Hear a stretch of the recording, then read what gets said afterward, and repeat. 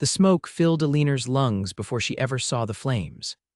Her family's ranch, Whispering Pines, sat nestled in the rolling hills outside Fort Bridger, Wyoming Territory, 1876, a hard-earned piece of paradise that her father had built from nothing. Now, as she rode her chestnut mare over the ridge, her heart stopped at the sight below. Half their pasture was engulfed in a raging wildfire, the dry summer grass feeding the hungry flames that devoured everything in their path. Pa! Eleanor screamed, digging her heels into her horse's flanks and racing down the slope. The ranch hands were already forming a bucket line from the creek, but the fire moved faster than their desperate efforts. Her father shouted commands, his face blackened with soot, his eyes wild with panic. Eleanor dismounted in a flurry, tying her horse to a post far from the flames. "Where's Jedediah?" she asked, frantically searching for her younger brother. "In the north pasture with the cattle," her father shouted over the roar of the fire. "The wind's blowing south, they should be safe." A thundering of hooves drew her attention as 3 riders approached from the direction of the neighboring Triple Z ranch. The lead rider, a tall figure silhouetted against the smoke-filled sky, jumped from his horse before it had fully stopped. Zachary Ingram. The new owner of Triple Z, who'd arrived from back east just 2 months prior. "Mr. Vance," he called to her father, his voice steady despite the chaos. "My men and I came as soon as we saw the smoke." His eyes met Eleanor's briefly, a flash of something unreadable in their blue depths before he turned back to her father. "What do you need us to do?" "We need to dig a fire break," her father said, pointing to where the fire was advancing. "If we can cut it off before it reaches the homestead, on it," Zachary nodded, already issuing commands to his men. He shed his coat, revealing muscular arms as he grabbed a shovel from one of the ranch hands. For the next 3 hours, Eleanor worked alongside everyone, her dress singed and her face streaked with ash and sweat. She carried water, led frightened horses to safety, and helped her mother salvage what they could from the barn closest to the fire. Through it all, she caught glimpses of Zachary Ingram, tireless, focused, cutting into the earth with single-minded determination, directing men with the natural authority of someone born to lead. When the wind shifted unexpectedly, sending embers toward the main house, it was Zachary who organized a new defensive line, sacrificing part of the pasture to save the structures. Eleanor watched in horror as the flames devoured half their grazing land, knowing what this would mean for their herd, for their livelihood.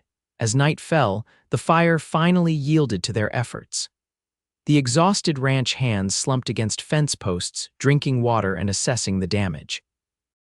The main house was intact, as were the barns and stables, but half the pasture lay in charred ruin, smoking under the rising moon.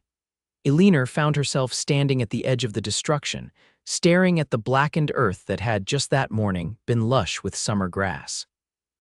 Tears stung her eyes as she calculated the loss. They'd need to sell part of their herd now, or risk starvation through the winter. It looks worse than it is. She turned to find Zachary Ingram standing beside her, his face streaked with soot, blue eyes startling against the grime. He'd removed his shirt at some point during the firefight, and despite her distress, Eleanor couldn't help but notice the lean, muscled torso now covered by only a thin undershirt. "Half our grazing land is gone," she said, unable to keep the despair from her voice. "With winter coming, the fire burned half the pasture," the cowboy said, his gaze steady on the charred landscape, "but grass grows back."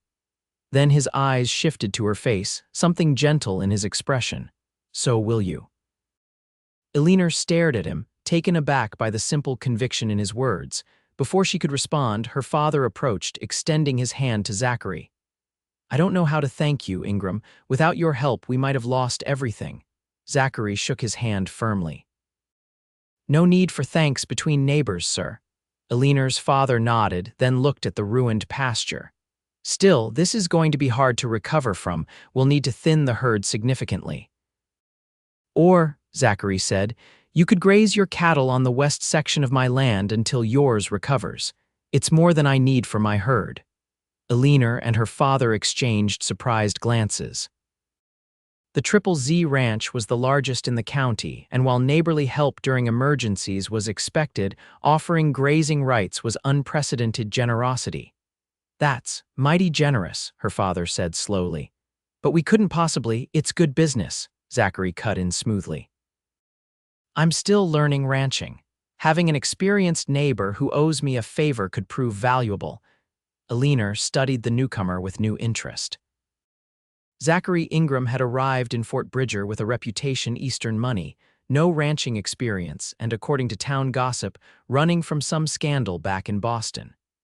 Yet here he was, covered in soot and offering help that would save their ranch. "We'd be in your debt," her father finally said. "Then it's settled." Zachary nodded, his gaze shifting once more to Eleanor. "Miss Vance, I hope you'll stop by Triple Z sometime. My sister Jane has been asking about you. She's desperate for female company out here." Eleanor remembered the petite blonde who'd arrived with her brother.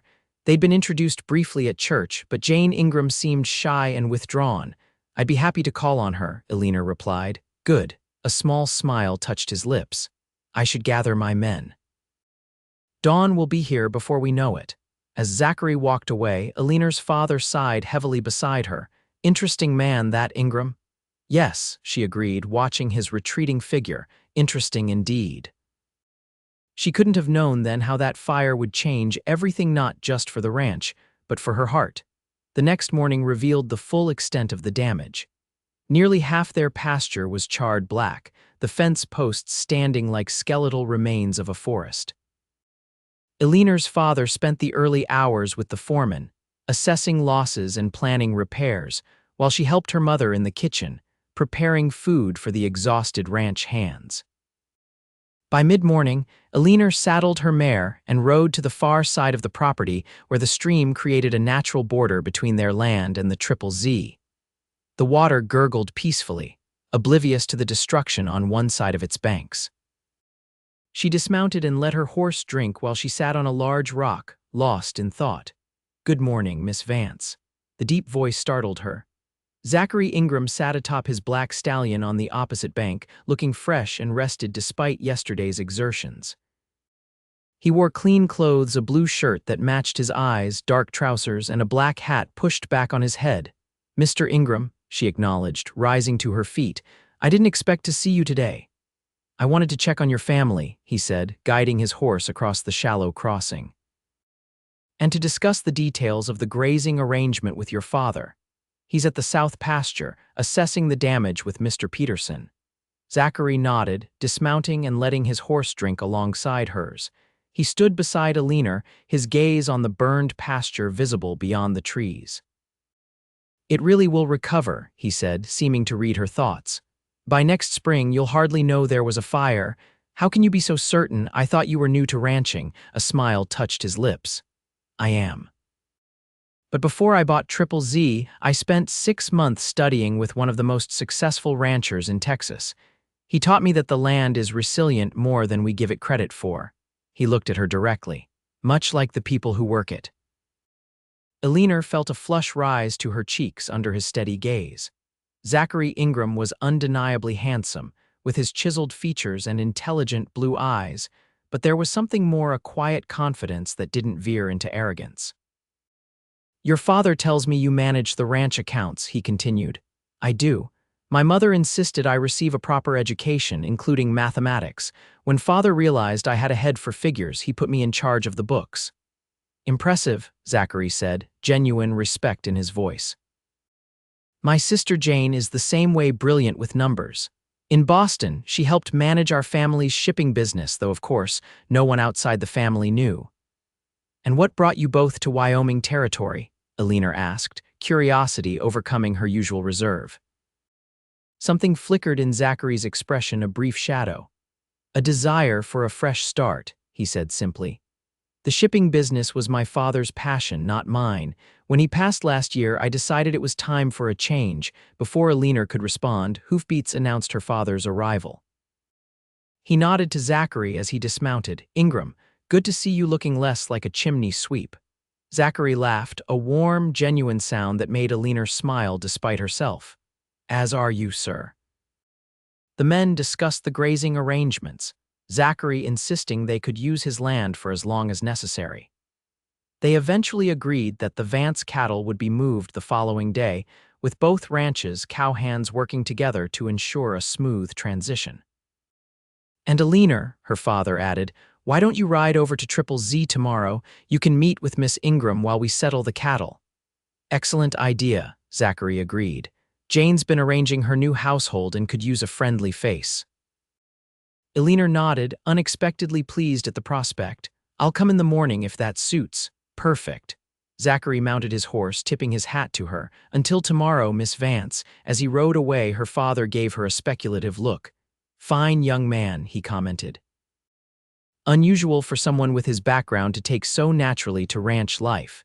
He said he studied with a Texas rancher before moving here. Smart approach. Still, there's something about him. Her father shook his head. "Well, no matter, we're fortunate to have him as a neighbor, especially now." Eleanor murmured agreement, but found herself watching the horizon long after Zachary had disappeared from view. There was indeed something about Zachary Ingram that intrigued her, something beyond his handsome face and unexpected generosity. The next morning, Eleanor dressed with unusual care, selecting a blue calico dress that her mother always said brought out the amber flecks in her brown eyes.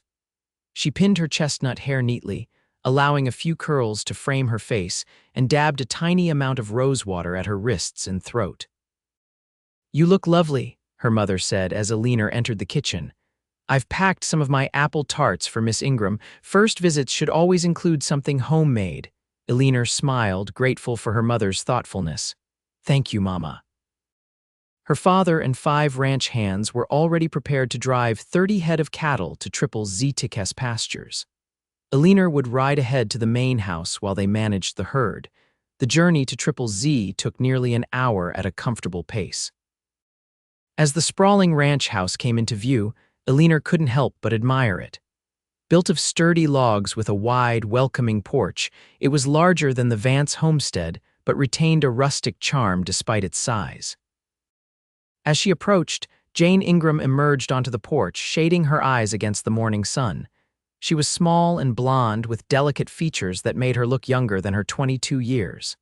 "Miss Vance," she called, waving, "what a pleasure to see you."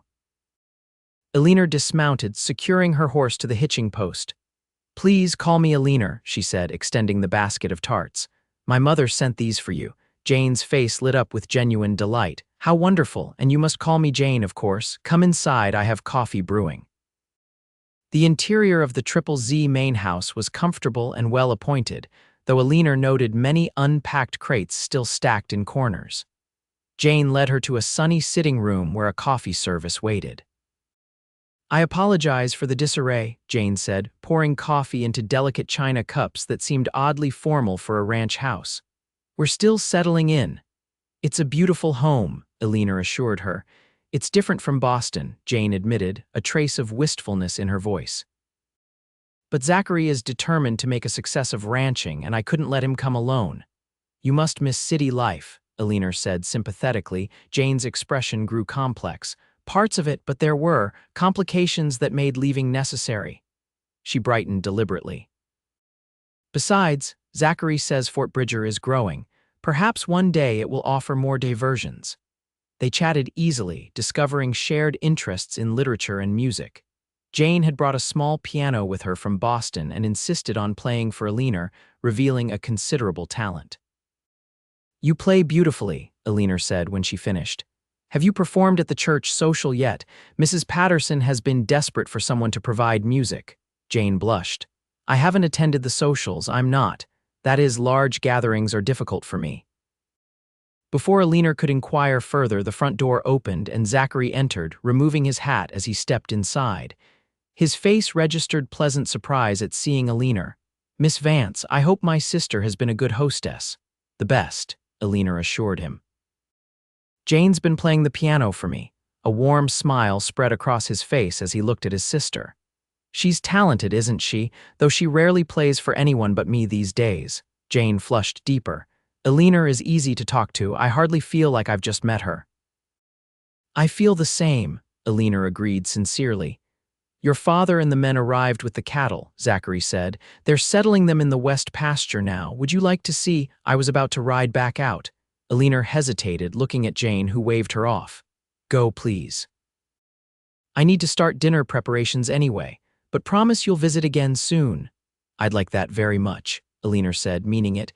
Outside, Zachary helped Eleanor mount her horse, his hands strong and sure at her waist. The brief contact sent an unexpected warmth through her.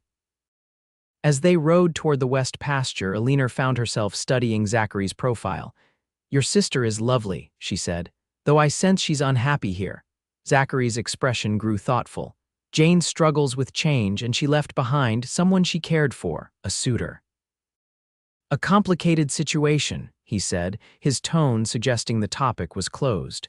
She'll adjust. Having a friend like you will help. They crested a hill, revealing the lush western pasture where the Vance cattle now grazed contentedly. Her father and his men were checking the boundary fences with some of Zachary's hands. It's good land, Eleanor observed. It is. Zachary looked at her directly. Miss Vance, Eleanor, if I may, I'd like to be straightforward with you. Surprised by the sudden intensity in his voice, she nodded. I didn't come to Wyoming just for a change of scenery, he said. Boston society can be unforgiving of certain mistakes. My family's shipping business suffered losses under my management losses I tried to hide with some questionable financial decisions. Eleanor stared at him, stunned by this candid admission. I didn't steal, he clarified quickly, but I made risky investments that failed, then borrowed to cover them without proper disclosure to our partners. When the truth came out, I had a choice. Fight a losing battle in Boston or sell my shares and start fresh. Why are you telling me this? His blue eyes met hers directly. Because your family's livelihood now depends partly on my goodwill, and I want you to understand who you're dealing with. I've made mistakes, but I've learned from them. I'm committed to building something honest here. Eleanor was silent for a long moment, processing this revelation. Finally, she asked, Does my father know? The basic outline, yes. I told him before he agreed to the grazing arrangement. This surprised her. Her father was a careful man who valued integrity above all else. If he'd accepted Zachary's help knowing his past, he must have seen something worthwhile in the man. Thank you for your honesty, she said at last. It's refreshing. Relief visibly washed over his features.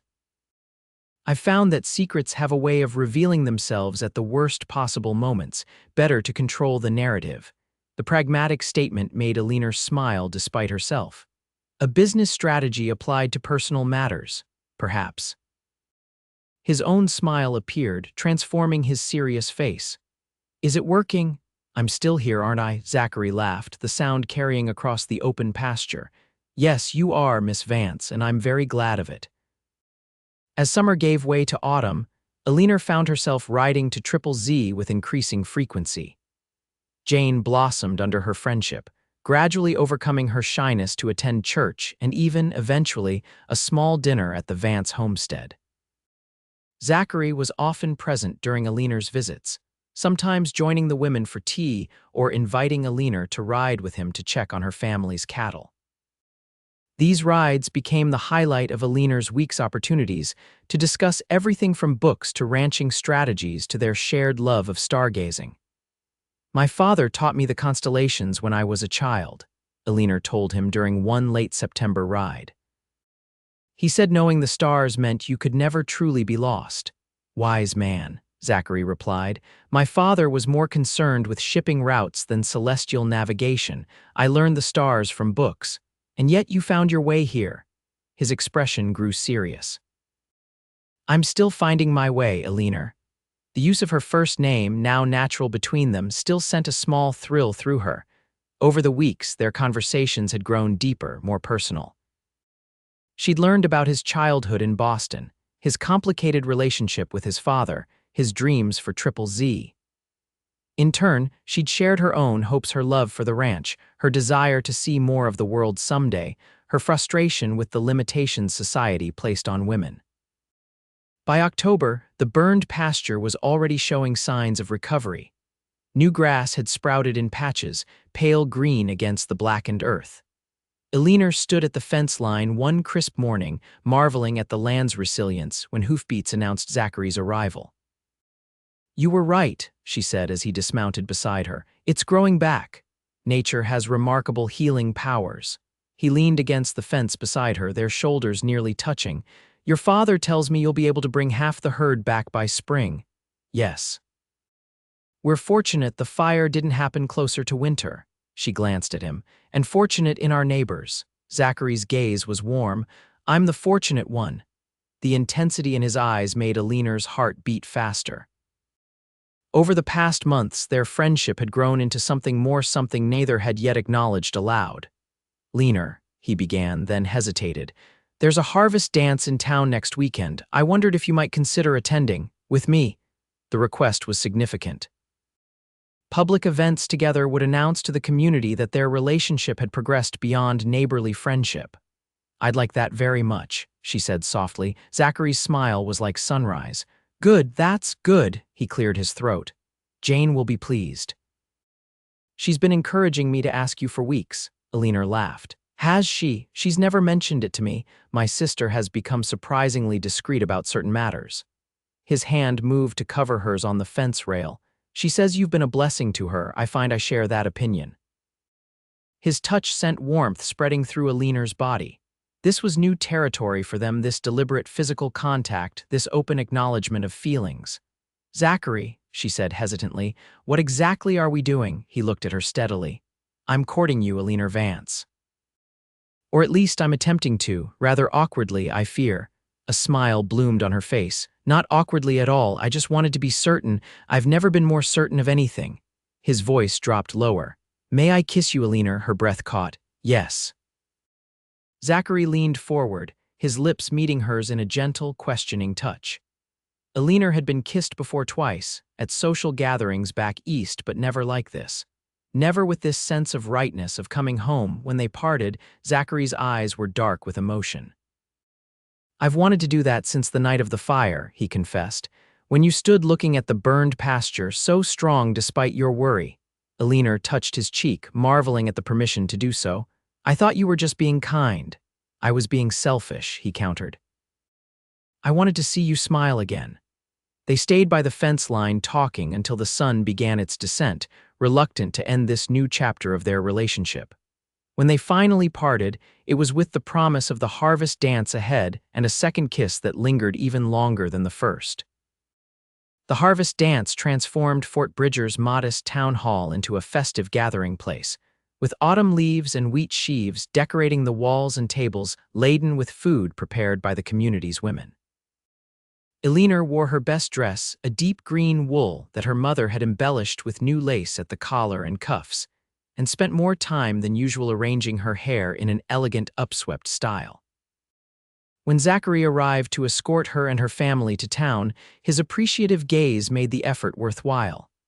"You look beautiful," he said simply, offering his arm. The town buzzed with excitement when they entered together. Fort Bridger's social circle was small enough that new developments were noticed immediately, and Zachary's attentiveness left little doubt about his intentions. Jane, who had agreed to accompany them, stayed close to Eleanor's mother initially, but gradually relaxed as the evening progressed. By the third dance, she was deep in conversation with the new schoolteacher, a serious young man named Oliver Grant who had arrived from Denver the previous month. "Your sister seems to be enjoying herself," Eleanor remarked as Zachary guided her through a lively reel. He glanced at Jane with obvious pleasure. "It's good to see. She's been too isolated since we arrived." "Mr. Grant seems quite taken with her." A protective expression crossed Zachary's face. "He'd better be respectful. Jane's been through enough." Eleanor raised an eyebrow. "The complication you mentioned?" Zachary sighed. "Jane was engaged to my business partner's son in Boston. When my financial troubles came to light, he broke it off publicly, humiliating her. She wasn't just heartbroken, she was socially ostracized by association with my mistakes."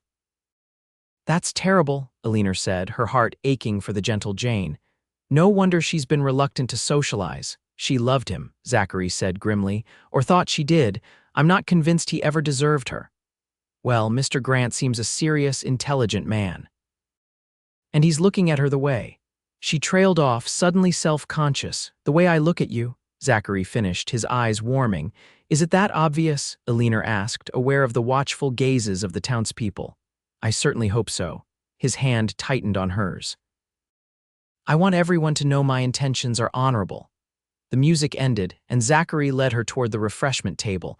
Before they reached it, they were intercepted by Sheriff Thomas, a gruff but fair-minded man who had served Fort Bridger for nearly a decade. Ingram, he nodded. Miss Vance. Fine evening. Indeed, Sheriff, Zachary agreed. Wanted to give you warning, the sheriff continued in a lower voice. Blackwood gang's been spotted 30 miles west, 3 ranches hit in the last month. Eleanor felt Zachary tense beside her. The Blackwood gang had a reputation for violence that extended throughout the territory, rustling cattle, robbing stage coaches, and leaving few witnesses. Any casualties? Zachary asked quietly. 2 ranch hands killed at the Peterson place last week, the sheriff confirmed grimly. Just wanted you both to be alert. Increase your night watches if you can. After the sheriff moved on, Eleanor looked up at Zachary worriedly. Do you think they'll come this far east? Hard to say, but I'll speak with your father about coordinating our security. His expression was serious. Don't worry too much tonight. They've never ventured this close to town. Despite his reassurance, a shadow had fallen over the evening. When Zachary returned Eleanor and her family to their ranch later that night, his goodbye was distracted, his mind clearly on security preparations. The following weeks brought increasing tension to the area. Reports of Blackwood's activities grew closer, with a stage robbery just 20 miles from Fort Bridger and cattle missing from a ranch to the north. Both the Vance and Triple Z ranches doubled their night patrols, with men riding the boundaries from dusk till dawn. Despite the danger, or perhaps because of it, Eleanor and Zachary's relationship deepened. He rode to Whispering Pines almost daily, ostensibly to coordinate security but increasingly to spend time with Eleanor. Her parents, who had grown fond of the earnest young rancher, welcomed his visits, often inviting him to stay for meals. One cold November evening, as they sat by the fireplace after dinner, Eleanor's father abruptly said, "You should stay the night, Ingram. That storm's picking up and the ride back to Triple Z would be treacherous in the dark." Zachary hesitated, his eyes meeting Eleanor's briefly. "I wouldn't want to impose." "Nonsense," her mother said firmly. "We've plenty of room and Eleanor's brother can lend you what you need." With the arrangement settled, Eleanor found herself strangely hyper-aware of Zachary's presence in the house as she prepared for bed. Knowing he was just down the hall, a guest in her family home, gave their courtship a new dimension of intimacy. She was brushing her hair when a soft knock sounded at her door. Opening it, she found her mother. "May I come in?" Eleanor nodded, moving aside. Her mother sat on the edge of the bed, patting the space beside her. When Eleanor joined her, she took her hand. "You care for him very much, don't you?" "I do," Eleanor admitted, seeing no point in denial. "Your father and I have discussed it. We believe Zachary Ingram is a good man who made mistakes he's working to overcome." She squeezed Eleanor's hand. "And we believe he loves you." Eleanor's heart quickened. "He hasn't said so." "Men often show before they speak," her mother said with a small smile, "the way he looks at you." "Well, your father looked at me that way 30 years ago." "I think I love him too," Eleanor confessed, the words both frightening and freeing. "We know, dear." Her mother kissed her forehead. "Just be patient with him." Men sometimes need time to find the right words, especially when their hearts are fully engaged. The storm that had kept Zachary at Whispering Pines continued through the next day, depositing several inches of snow across the landscape. With travel difficult, he remained a second night, helping with ranch chores and spending quiet hours with Eleanor, reading by the fire or playing chess with her father. By the third morning, the storm had passed, leaving a pristine white world under clear blue skies. After breakfast, Zachary reluctantly prepared to return to Triple Z. "Jane will be worried," he explained as Eleanor helped him saddle his horse. "Though your parents' hospitality has made this unexpected stay a pleasure." "You're welcome anytime," she said, adjusting his horse's blanket. Storm or no storm, Zachary touched her cheek gently, his gloved fingers cold against her skin. "I've learned something these past few days." "What's that?" that I could happily wake up in the same house as you every morning. His blue eyes were serious despite his light tone. Eleanor's breath caught. Zachary, I'm not proposing, not yet.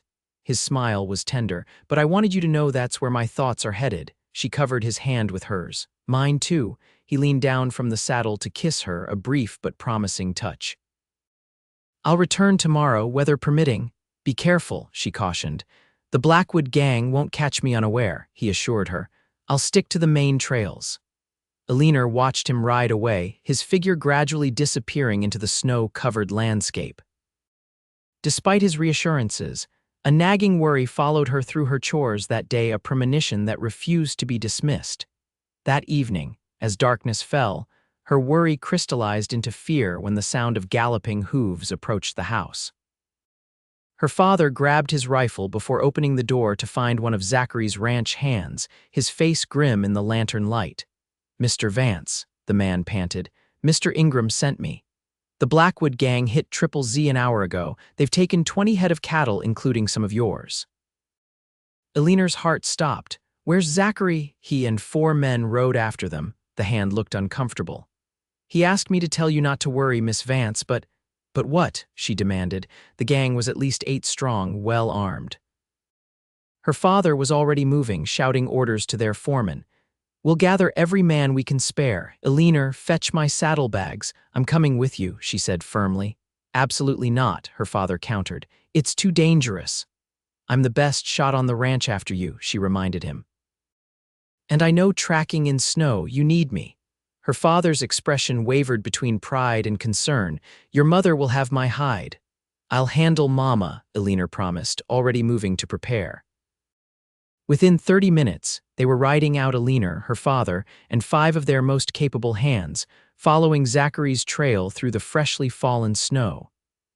The tracks were easy to read. The stolen cattle had left a clear path heading west toward the mountains. They rode hard for nearly 2 hours before spotting the glow of a campfire in a sheltered valley. Dismounting at a distance, Eleanor's father surveyed the scene through his spyglass. I count 6 men, he reported. The cattle are corralled against that rock face. Where are Zachary and his men? Eleanor whispered, her breath forming clouds in the frigid air. Her father adjusted the spyglass. I can't wait, he tensed. I see them. They're pinned down behind those boulders to the north of the camp. Eleanor's heart raced. Are they hurt? Can't tell from here. But they're returning fire, so they're alive. He lowered the spyglass, his expression grim. We need to approach from the south, create a crossfire. Eleanor, you stay with the horses. But that's final, her father said firmly. If something goes wrong, we need someone to ride for help. Reluctantly, Eleanor agreed, watching as her father and their men crept closer to the outlaw camp. The plan was clear: create enough of a distraction to allow Zachary and his men to break free from their position. The night erupted into gunfire moments later. Eleanor watched in helpless tension as muzzle flashes illuminated the darkness, the sounds of shouting and cattle lowing filling the valley. Unable to distinguish friend from foe in the chaos, she could only wait, her rifle ready across her lap, her heart in her throat. A movement to her right caught her attention, a figure slipping away from the firefight, heading toward the horses. In the moonlight, she recognized the distinctive hat of the Blackwood gang's leader, a man known simply as Blackwood himself, notorious for his cruelty. Without hesitation, Eleanor raised her rifle, tracking his movement. When he was 30 yards away, she called out, "Stop right there!" The figure froze, then slowly turned. Well, well," a deep voice drawled. "What have we here? A little girl playing cowboy." "I'm not playing," Eleanor replied steadily, keeping her rifle trained on his chest. "And I never miss at this distance." Blackwood laughed, a chilling sound. "You won't shoot me, girl. You don't have the stomach for it." "Try me," she challenged, her finger steady on the trigger. His hand moved suddenly toward his holster. Eleanor fired without hesitation, the shot echoing across the valley. Blackwood staggered, clutching his shoulder, his face contorted with shock and rage. Before he could recover, more shots rang out and Blackwood dropped to his knees as bullets found their mark from multiple directions. When he fell face first into the snow, Eleanor saw Zachary standing 20 yards away, his smoking pistol still aimed at the fallen outlaw. "Eleanor." He shouted, running toward her. "Are you hurt?" "I'm fine," she assured him as he reached her, his hands frantically checking for injuries. "I'm fine, Zachary." He pulled her into a fierce embrace, his body trembling against hers. "When I heard the shot and saw you." His voice broke. "I thought I'd lost you." "I can take care of myself," she reminded him gently. "I know." He pulled back to look at her, his face pale in the moonlight. "That doesn't mean I wasn't terrified." Around them, the gunfire had stopped. The remaining gang members had surrendered or fled, and Eleanor's father was organizing men to secure the stolen cattle. "Is anyone hurt?" she asked anxiously. "One of my men took a bullet in the leg," Zachary reported. "Nothing life-threatening, we were lucky." Eleanor looked toward the motionless form of Blackwood. "Is he dead?" Zachary's expression was grim. "And the territory is better for it." Sheriff Thomas arrived with a posse an hour later, alerted by a passing traveler who had heard the gunfire. He took charge of the surviving gang members and confirmed Blackwood's identity. "You've done the territory a service," he told Eleanor and Zachary. "This man's had a price on his head for 3 years." As dawn broke, they began the slow journey home, the recovered cattle moving sluggishly in the cold. Eleanor rode beside Zachary, aware that something had changed between them during the night's events. "I wasn't being reckless," she said finally. "I stayed with the horses like my father asked." "I know," Zachary replied. "You were brave and resourceful." He looked at her directly. "And I realized something last night, Eleanor." "What's that?" "That I never want to feel that fear again, the fear of losing you." He guided his horse closer to hers. "I love you, Eleanor Vance. I think I have since the night of the fire, when you stood looking at that burned pasture with such determination in your eyes." Her heart soared at the words she'd been waiting to hear. "I love you too, Zachary." "Then marry me," he said simply. "Be my wife, my partner in everything. Help me build something lasting at Triple Z." "Yes," she answered without hesitation. "Yes, I'll marry you." His smile was brilliant in the morning light. "I should probably ask your father's permission." "He'll give it," Eleanor said confidently. "He's grown quite fond of you." When they reached Whispering Pines, Eleanor's mother rushed out to meet them, her face lined with worry. The story of the night's events poured out the confrontation: Eleanor's shot, Blackwood's death. After the cattle were secured and the men fed, Zachary approached Eleanor's father formally, requesting a private conversation. They disappeared into the study for what seemed an eternity to Eleanor, who waited anxiously with her mother in the parlor. When they emerged, both men were smiling. "Eleanor," her father said, his eyes suspiciously bright, "Mr. Ingram has something to ask you." Though she already knew the question and had already given her answer, Eleanor's heart raced as Zachary crossed to her, taking her hands in his. "Eleanor Vance," he said formally, though his eyes danced with private joy, "would you do me the honor of becoming my wife?" "Yes, Zachary," she said, aware of her parents' beaming faces. "Nothing would make me happier." Her mother wiped away tears. "We should plan for a spring wedding." "After the pasture has fully recovered." Eleanor looked at Zachary, remembering his words the night of the fire. "The grass grows back," she said softly. "So will you," he completed, understanding in his eyes, "and we'll grow together." The winter months passed in a flurry of wedding preparations and practical arrangements for joining their lives. Jane was ecstatic at the news, embracing Eleanor as a sister already.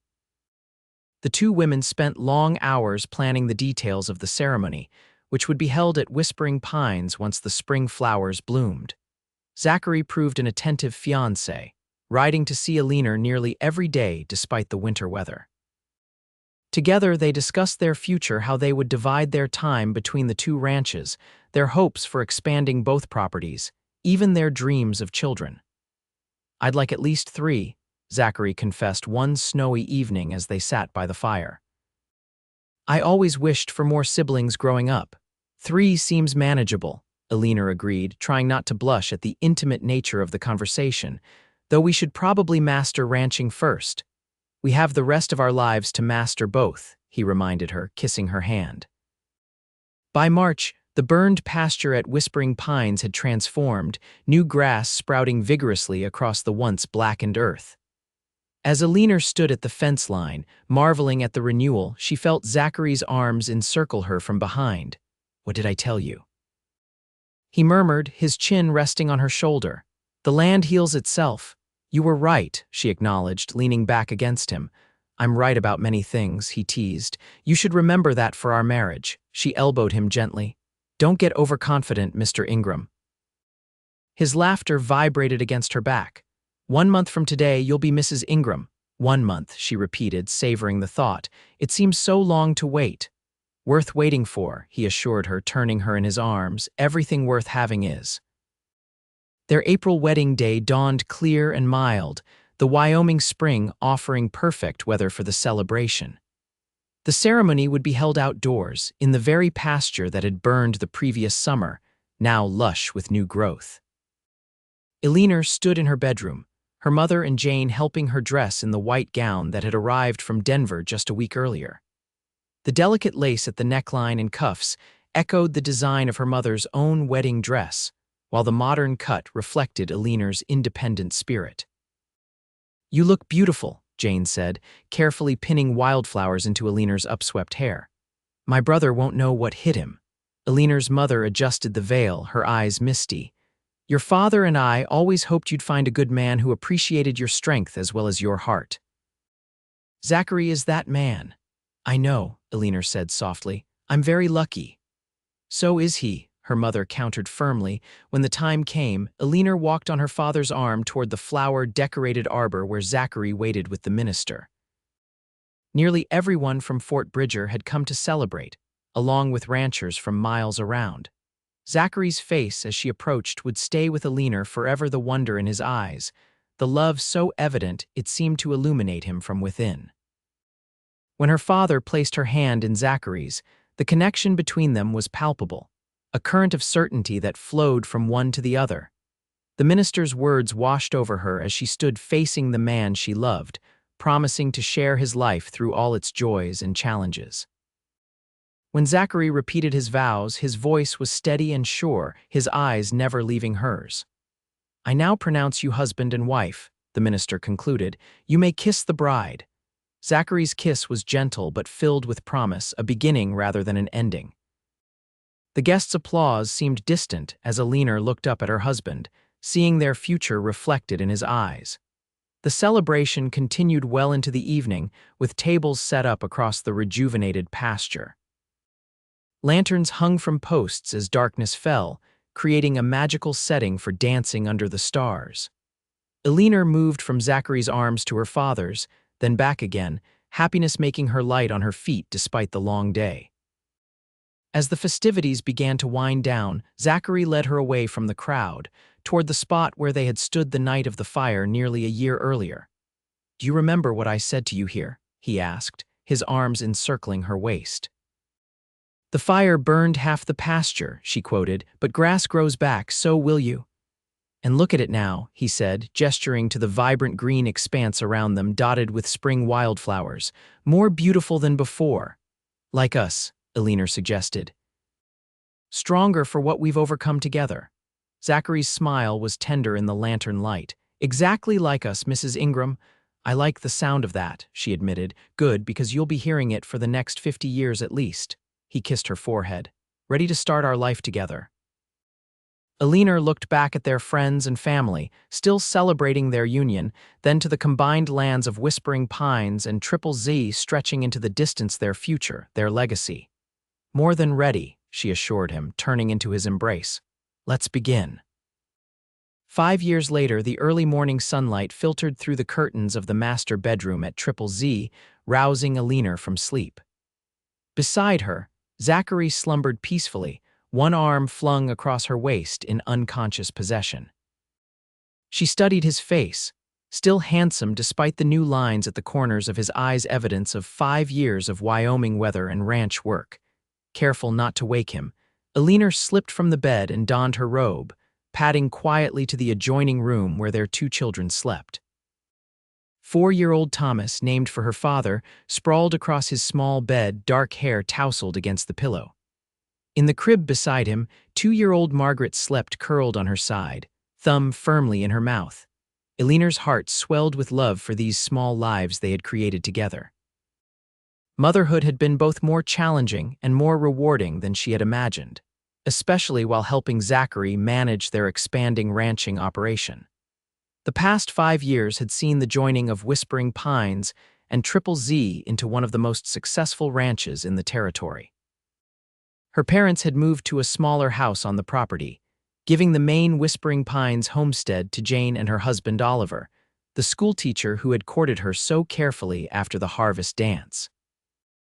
The sound of footsteps alerted Eleanor to Zachary's presence before his arms encircled her from behind.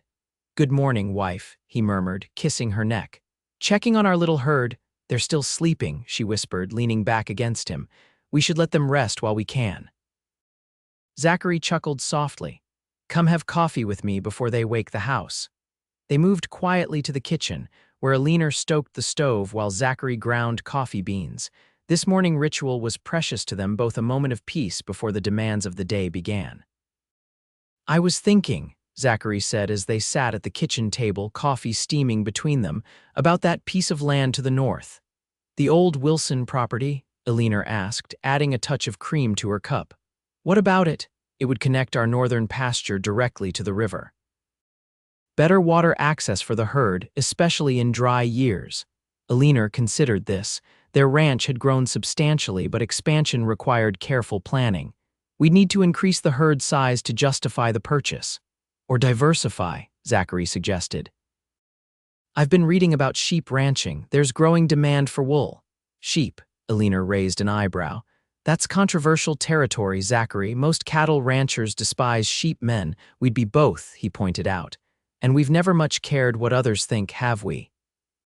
She smiled at that.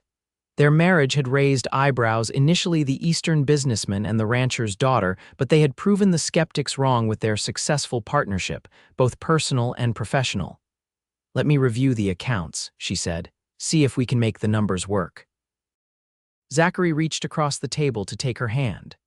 "Have I told you lately how fortunate I am to have a wife who understands both cattle and ledgers?" "Not since yesterday," Eleanor teased, squeezing his fingers. A wail from the children's room interrupted their moment. "Maggie's awake," Eleanor sighed, rising. "I'll get her," Zachary offered. "You finish your coffee." Eleanor watched him go, still sometimes amazed by how naturally he had taken to fatherhood. The man who had once navigated Boston's complex social waters now changed diapers and told bedtime stories with equal skill. Later that morning, after the children had been fed and dressed, Eleanor stood on the porch watching Zachary teach Thomas to groom a gentle old mare.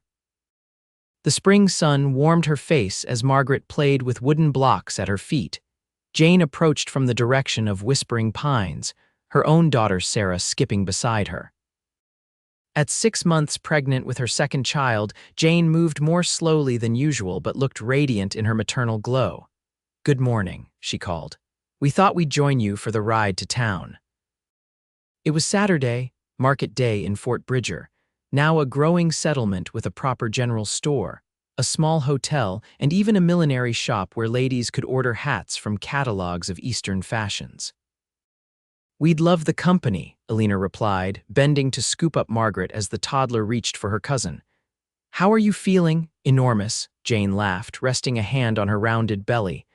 "Oliver is convinced it's a boy this time. He's already planning fishing expeditions." The mention of her husband brought a soft smile to Jane's face. The shy woman who had arrived in Wyoming 5 years earlier had blossomed into a confident, happy wife and mother, beloved by the community for her work with the church choir and her assistance at the school where Oliver taught. Zachary joined them, Thomas riding proudly on his shoulders. "Ready for town, ladies? The wagon's prepared." The journey to Fort Bridger took less time than it once had, thanks to the improved road Zachary had helped finance. As they approached the growing town, Eleanor marveled at the changes 5 years had brought not just to the settlement, but to all their lives. In town, they divided their tasks efficiently. Zachary took Thomas to the general store for ranch supplies while Eleanor, Jane, and the girls visited the dressmaker who was adjusting Eleanor's gown for the upcoming territorial governor's reception. "Mrs. Ingram," the dressmaker greeted her warmly, "and Mrs. Grant too. What a pleasure to see you both." As the woman pinned the hem of her dress, Eleanor caught sight of herself in the mirror. At 27, she was still youthful, but her eyes held a depth that came from experience from building a life, a family, and a future with the man she loved. They met Zachary for lunch at the hotel's small dining room, now a social center for the community. Several people stopped by their table to chat: the banker, the new doctor, and his wife, ranchers from neighboring properties. "The Ingrams and Grants," the hotel owner commented as he served their meal. "Fort Bridger's finest families." Zachary's hand found Eleanor's under the table, a private acknowledgement of how far they had come from that first meeting during the Pasture fire. On the journey home, with Thomas and Sarah dozing in the back of the wagon and Margaret asleep in Eleanor's arms, Zachary asked, "Are you happy, Eleanor, with the life we've built?" She looked at him, surprised by the sudden question. "Incredibly happy. Why do you ask?" He shrugged, eyes on the road ahead. "Sometimes I wonder if you miss the excitement, the fire, the Blackwood gang, all those dramatic beginnings." Eleanor laughed softly. "Zachary Ingram, are you suggesting our life is boring now?" "Not boring," he corrected. "Just settled." "Settled is good," she assured him. "Settled means we've built something that lasts." She shifted Margaret gently in her arms. "Besides, between the children, the ranch expansion, and your sheep scheme, I hardly think we're in danger of becoming dull." He grinned at that, the smile that still made her heart skip. "So you're considering the sheep?" "I'm considering everything," she said honestly. "That's what partners do." As Triple Z came into view, bathed in the golden light of late afternoon, Eleanor felt a profound sense of contentment. The burned pasture that had once symbolized devastation had become the foundation of their life together, a reminder that destruction often cleared the way for new growth. "Look," she said, pointing to where wildflowers carpeted the hillside in a riot of color. "Remember when that was all black ash?" Zachary nodded, his expression thoughtful. "Nature's resilience. Like I told you then, grass grows back," Eleanor finished. "So will you." "And you did," he said softly. "We both did, together." As they approached their home with their sleeping children and their shared dreams, Eleanor knew the truth of those words more deeply than ever. They had grown back stronger, more vibrant, more deeply rooted than before, like the land itself, transformed by fire but never defeated by it. That evening, with the children tucked into bed and the ranch quiet under the stars, Eleanor stood with Zachary on the porch, his arm around her waist as they gazed at the thriving land that stretched before them, their legacy, their love story written across the Wyoming earth. "What are you thinking?" he asked, pressing a kiss to her temple. Eleanor smiled, leaning into his embrace. "That some fires, though they seem devastating at the time, turn out to be exactly what we need to find our way forward. Is that your way of saying you're glad I showed up that day?" "Every day," she assured him, turning in his arms to face him. "Every single day." Under the vast Wyoming sky, their lips met in a kiss that held 5 years of shared history and a lifetime of promise still to come, a love that, like the once burned pasture, had not just recovered but flourished, growing back stronger than before.